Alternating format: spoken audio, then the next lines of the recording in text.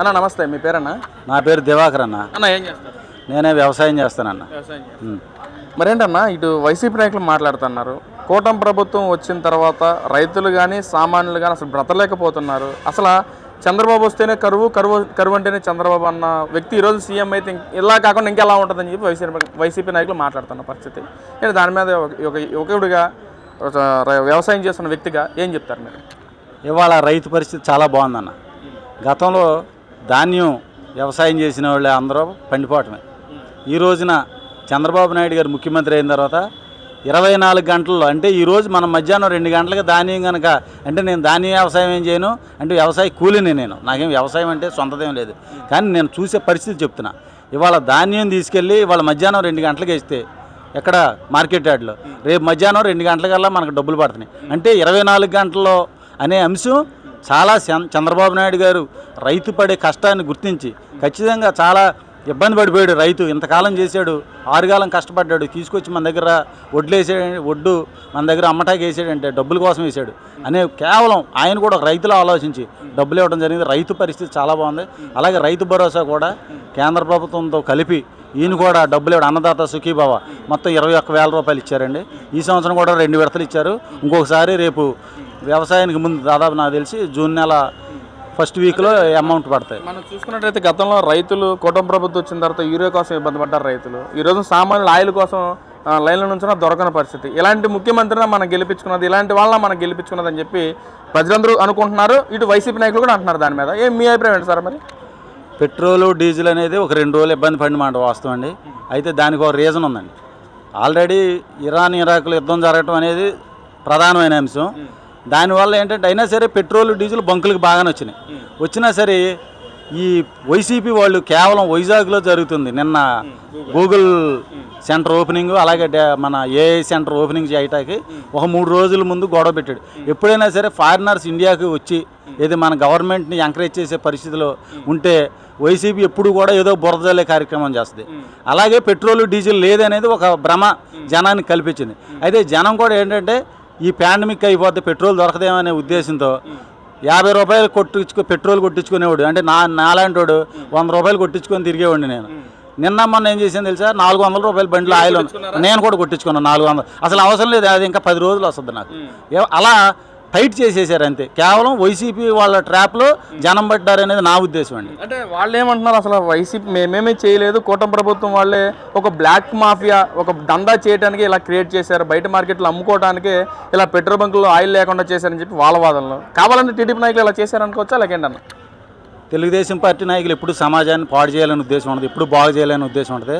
ఈ రోజున మేము 100 కిలోమీటర్ల నుండి వచ్చాం ఇక్కడికి, ఏలూరు అవతల నుండి వెళ్ళి ఒక 1000 రూపాయలు ఆయిల్ కొట్టించుకొని వచ్చాం.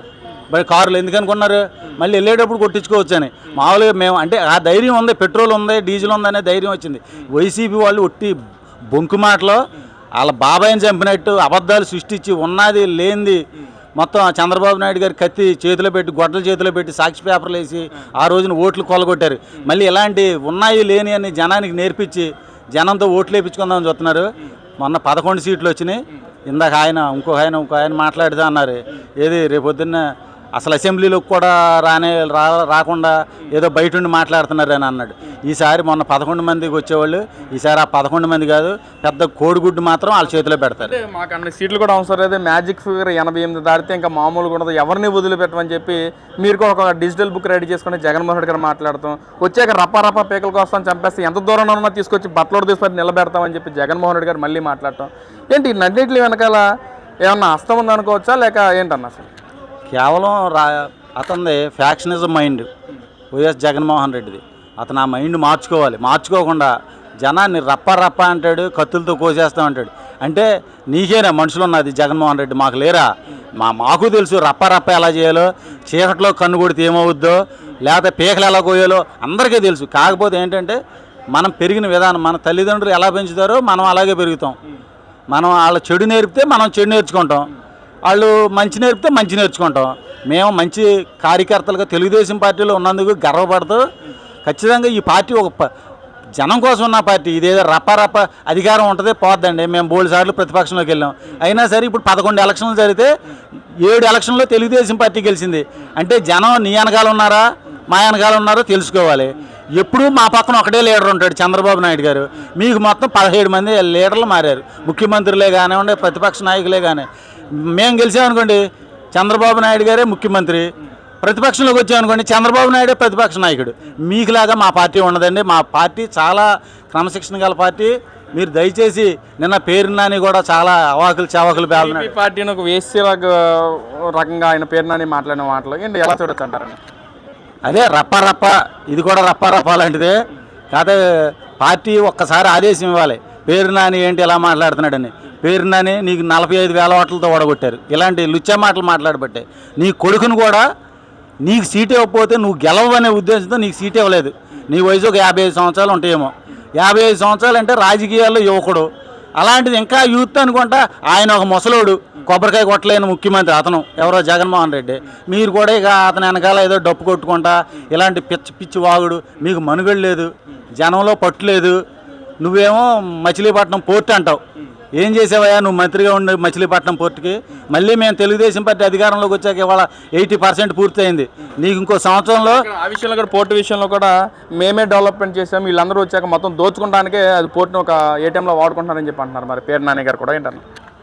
వాళ్ళకి ఏదైనా ఏటీఎం లాగా కనపడుతుంది. ఎందుకంటే పచ్చకామరులోడికి లోకం అంతా పచ్చగానే ఉందంట.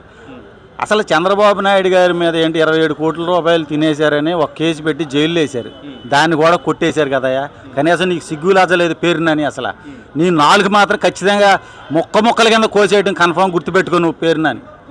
అంటే అన్న ఇలాంటి వాళ్ళని మనం గెలిపించిన గతంలో 150 సీట్లు ఇచ్చి వాళ్ళకి గెలిపించాం. ఇలాంటి వాళ్ళని గెలిపించింది అంటే బూతులు మాట్లాడే వాళ్ళని, లేదా అమరావతి అంటే ఏంటో తెలియని వాళ్ళని, పోలవరం అంటే ఏంటో తెలియని వాళ్ళు, ఇలాంటి వాళ్ళని గెలిపించింది మనం. అలాంటి వాళ్ళని అంటేనండి ప్రతి మనిషికి ఒక్క ఛాన్స్ అనే నినాదంతో వచ్చాడు.